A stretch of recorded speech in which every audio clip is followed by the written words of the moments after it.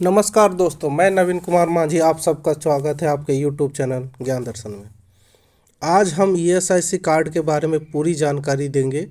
जिन लोगों का सैलरी 21,000 से कम है और वो ऐसे एस्टेब्लिशमेंट में काम करते हैं जहाँ 10 या 10 से अधिक वर्कर्स काम करते हैं, उनको ईएसआईसी कार्ड दिया जाता है। वो ईएसआईसी कार्ड उनको उनकी कंपनी के द्वारा ही दिया जाता है, पर ईएसआईसी कार्ड में जब आपको ईएसआईसी कार्ड दे दिया जाता है कंपनी की ओर से, तो आपको देख लेना है ईएसआईसी कार्ड के जो सारे डिटेल्स हैं, नाम, पता, जन्मतिथि वगैरह जो सब कुछ है, वो आपकी कंपनी ने सही सही भरा है। अगर इसमें कोई गलती हो तो आप अपने ईएसआईसी कार्ड में अपने कंपनी से जाके इसमें सुधार करा लें, क्योंकि ये आपके काम के समय फिर ऐसे गलत जानकारी होने से इसमें आपको असुविधा हो सकता है। तो आइए हम एक एक करके पूरी जानकारी देते हैं आपको। ईएसआईसी कार्ड जो मिला हुआ है उसमें कौन कौन सी जानकारी होती है और ईएसआईसी कार्ड के बारे में और भी क्या क्या लाभ हैं उनके बारे में भी मैं आपको जानकारी दूंगा। दोस्तों, मैं बता दूं कि ये 2016 से आपको जो पहले टीआईसी मिलता था, टेम्पररी आइडेंटिटी कार्ड, वो छोटे कार्ड जो होते थे उसको अभी बंद कर दिया गया है और अभी वर्तमान में ई पहचान कार्ड दिया जाता है, जो एक कागज़ के रूप में होता है, जो मेरे स्क्रीन पे आप देख पा रहे होंगे। अब देखिए ई पहचान कार्ड में क्या क्या विवरणी होती है। इसमें जो ई पहचान कार्ड है, मैंने जो इसके डिटेल्स हैं उसको कुछ सुरक्षा कारणों से उसको मैंने हाइड कर दिया है। बाकी चीज़ें मैं आपको एक एक करके बताता हूँ। देखेंगे कि आप इंश्योर्ड पर्सन लिखा हुआ है सबसे ऊपर तरफ।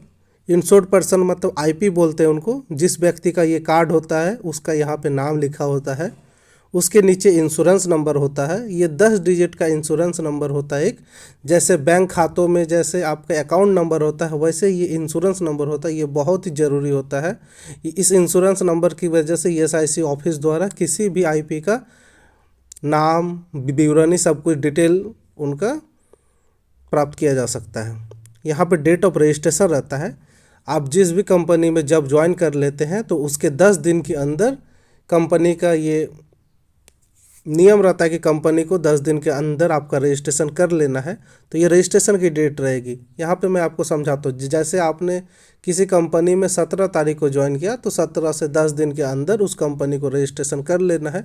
जिस तारीख को आपका रजिस्ट्रेशन किया जाएगा ऑनलाइन पोर्टल पे, उस तारीख यहाँ पे वो तारीख आएगी। ये रजिस्ट्रेशन प्रोसेस जो है कंपनी द्वारा ही किया जाता है। उसके नीचे आप देखेंगे यहाँ पे एम्प्लॉयज़ का नाम होता है।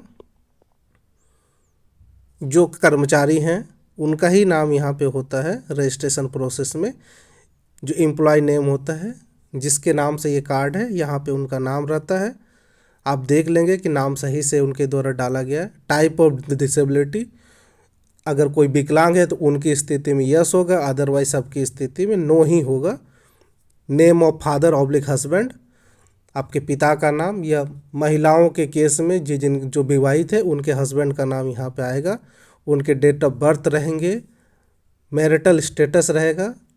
जो मैरिड हैं तो उनके मैरिड होगा, जो शादीशुदा नहीं है उनके लिए अनमैरिड आएगा। यहाँ पे जेंडर, उनकी लिंग क्या है, मेल है तो मेल, फीमेल है तो फीमेल।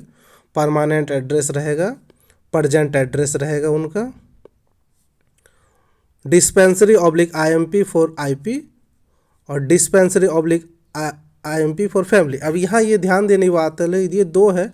एक डिस्पेंसरी आईएमपी, डिस्पेंसरी या आईएमपी है आईपी के लिए, और एक उनके परिवारों के लिए।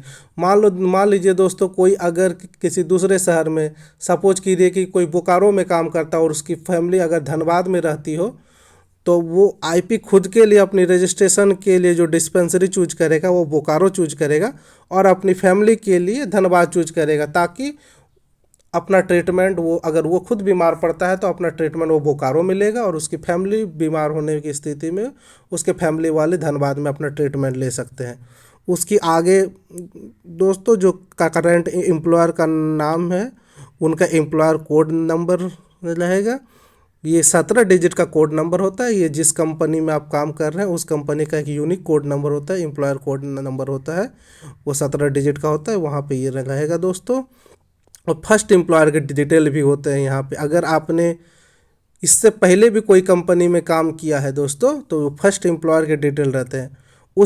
तो मैं यहाँ पे एक बात आपको क्लियर कर दूं कि अगर कोई भी अगर इससे पहले किसी कंपनी में काम कर रहे थे और अगर आपको वहाँ पे ईएसआईसी नंबर दिया गया तो आप उसी ईएसआईसी नंबर को कंटिन्यू कीजिए। इसमें आपको बहुत फ़ायदे होते हैं, क्योंकि जो कंट्रीब्यूशन पुराने जमे होते हैं वो यहाँ से कैरी फॉरवर्ड होते हैं।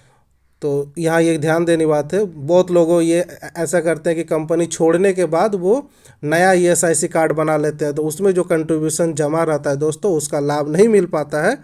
तो आप अपने जब भी कंपनी बदले तो अपना पुराना ईएसआईसी नंबर नए कंपनी को दे, ताकि वो नए कंपनी आपको पुराना ईएसआईसी नंबर को ही कंटिन्यू कर सके, ताकि आपको बेहतर और अधिक बेनिफिट्स मिल सके ईएसआईसी का।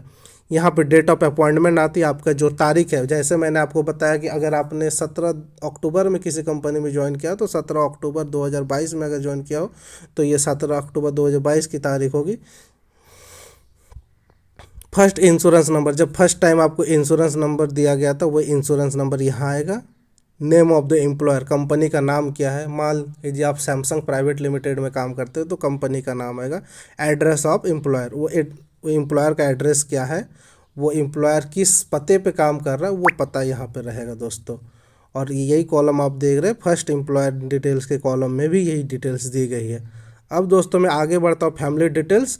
जो भी आपके परिवार के सदस्य हैं जो शादीशुदा हैं उनके केस में उनके बच्चे, उनके वाइफ, उनकी डिटेल्स होंगे। और जो शादीशुदा नहीं हैं और अगर फादर मदर जो उनके हैं वो उस व्यक्ति पर डिपेंडेंट है, उस बीमाकृत व्यक्ति पर डिपेंड है, तो आप अपने फादर्स मदर्स, अगर माइनर ब्रदर है, माइनर सिस्टर है, तो आप उनका भी नाम यहाँ पे ऐड करा सकते हैं और मेडिकल बेनिफिट का लाभ उन्हें दिला सकते हैं। नॉमिनी डिटेल्स, ये नॉमिनी डिटेल्स बहुत ही इंपॉर्टेंट है दोस्तों। अगर किसी बीमाकृत व्यक्ति के काम के दौरान अगर कोई दुर्घटना हो जाती है और उनकी मृत्यु हो जाती है, उस स्थिति में जो उनका बकाया भुगतान है या उनको मिलने वाले जो बेनिफिट्स हैं वो ये नॉमिनी को दिए जाते हैं दोस्तों। इसीलिए ये नॉमिनी को अपडेट कराना बहुत ही अनिवार्य हो जाता है। और यहाँ पे फिर आपका सिग्नेचर और ऑब्लिक एलटीआई का रहता है दोस्तों। यहाँ पे आप अपना सिग्नेचर करेंगे, यहाँ पे फैमिली फ़ोटो चिपकाने के लिए रहता है दोस्तों। और आप फैमिली फ़ोटो को चिपका के आप उसको अपनी कंपनी से अटेस्टेड करा लीजिए।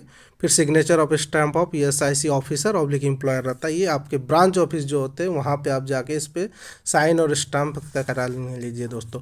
तो आई होप ईएसआईसी कार्ड के बारे में जो भी डिटेल्स दी जाती जो भी डिटेल्स रहती है उसके बारे में मैंने आपको पूरी जानकारी दी है।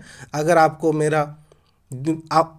मेरी द्वारा दी गई जानकारी पसंद आई हो तो मेरे वीडियो को लाइक करें, मेरे चैनल को सब्सक्राइब करें, ताकि मैं ईएसआईसी के ऐसे ही ज्ञानवर्धक वीडियो आपके बीच लेकर आते रहूँगा दोस्तों।